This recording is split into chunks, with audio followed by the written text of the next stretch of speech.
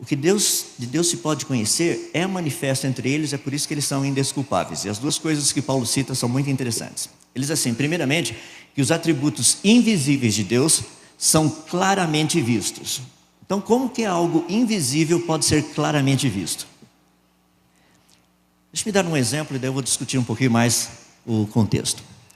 Um dos atributos invisíveis de Deus é ser eterno. Isso não é visível. Não tem como ver. Ah, Deus é eterno. Como é que eu sei que Deus é eterno? Ou, pior ainda, o que significa ser eterno? Para que eu e você entendêssemos o que significa ser eterno, que é um atributo invisível de Deus, Ele criou o tempo. Agora, tendo criado o tempo, eu consigo entender o que significa ser eterno. Olha que coisa fascinante. Sem usar o conceito de tempo. Não pode usar o conceito de tempo. Me explique o que significa sempre. Não pode usar o conceito de tempo. Deixa eu pegar o outro lado, o negativo. Tente explicar o que significa nunca.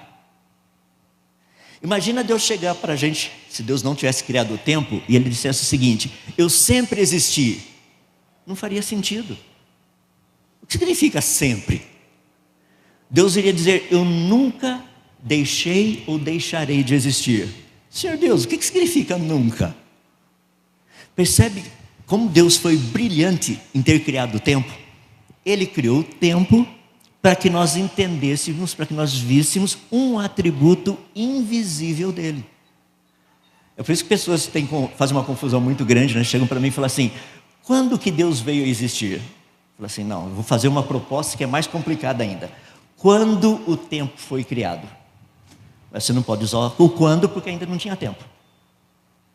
Rapaz, agora ficou legal, né? Para a gente entender um pouquinho quem é Deus. É espetacular esse nosso Deus que cria essas coisas para nós entendermos quem Ele é, os seus atributos invisíveis, para nós entendermos quem é Deus. Você já imaginou que Deus criou o tempo para que nós entendêssemos o que significa ser eterno? Deus não criou tempo para a gente criar relógio. Deus não criou tempo para a gente fazer fábricas de relógio e ganhar dinheiro com tudo isso. Não, Ele criou tempo para que nós entendêssemos um dos seus atributos invisíveis. E é isso que Paulo está falando, ou seja, Deus faz uma revelação de si mesmo. Ele mostra que a natureza foi trazida à existência para refletir quem Ele é, os seus atributos invisíveis. Imagina a grandeza do nosso Deus. As pessoas chegam e falam para mim: Deus é grande. Eu falo: amém, irmão, Ele é muito grande. Deixa eu fazer uma pergunta para o irmão: quão grande é Deus? Deus é muito grande. Ô irmão, o senhor não falou nada até agora. O senhor só falou que Deus é grande. Continua, vamos para o próximo passo.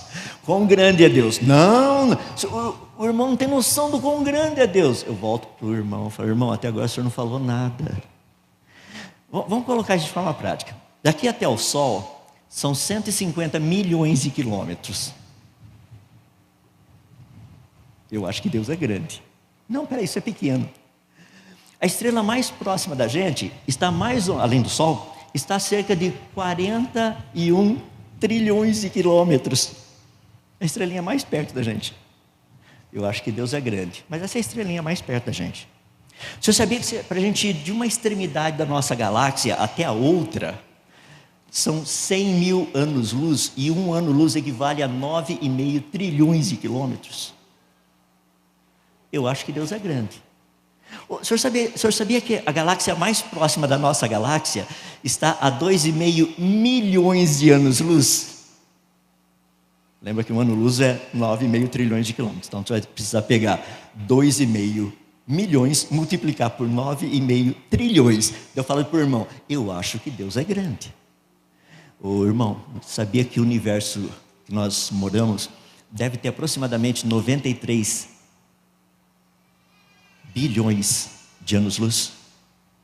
Então você vai precisar pegar 93 bi, multiplicar por 9,5 tri, daí você começa a ter uma ideia do universo. Fala assim: irmão, deixa eu contar para o senhor. Você sabia que a Bíblia diz que Deus mediu os céus a palmos? Imagina tomar uma bolacha do Senhor Deus para você ver o que acontece. Terrível coisa cair nas mãos do Deus vivo. Literalmente. Percebe? Agora nós começamos a ganhar uma noção de quem Deus é. É por isso que todas essas coisas foram trazidas à existência. Porque quando Deus diz que Ele é grande, Ele não está brincando. Ele é um grande Deus. É por isso que Deus nos convida a trabalharmos com Ele. Não é porque nós sejamos capazes, é porque Ele é grande. Não porque nós sejamos inteligentes, mas porque Ele é o Todo-Poderoso Sábio.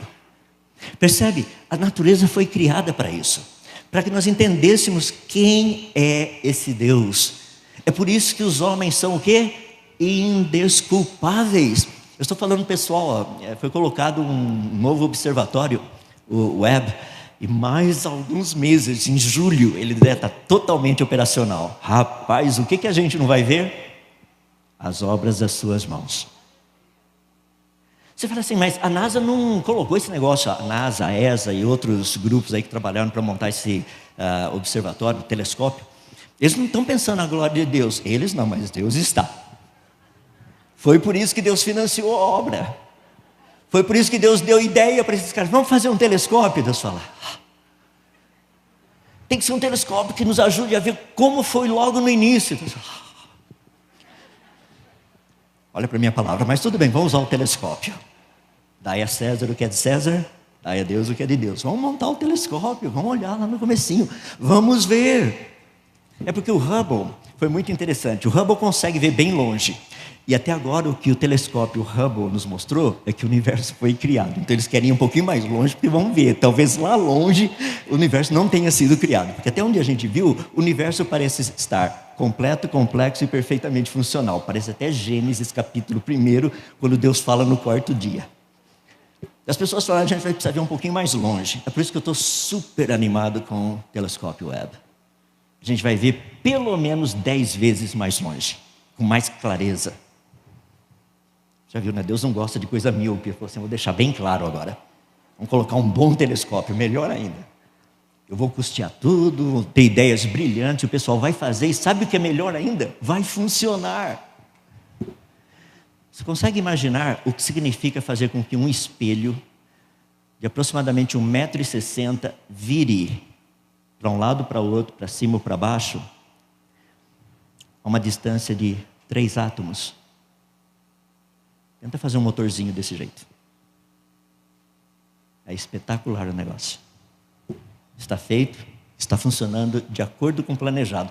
Eu não sei quantos de vocês, mas o que eu orei para que desse certo, para que o negócio não explodisse quando estivesse subindo, sabe? Falei, Senhor, por favor, o projeto foi tão bom até agora.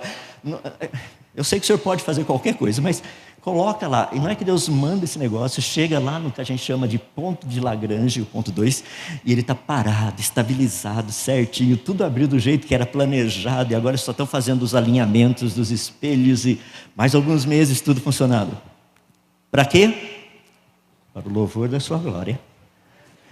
Para que aqueles que o conhecem possam olhar para as imagens, para os resultados dessa pesquisa e falar, Senhor, grandes são as tuas obras.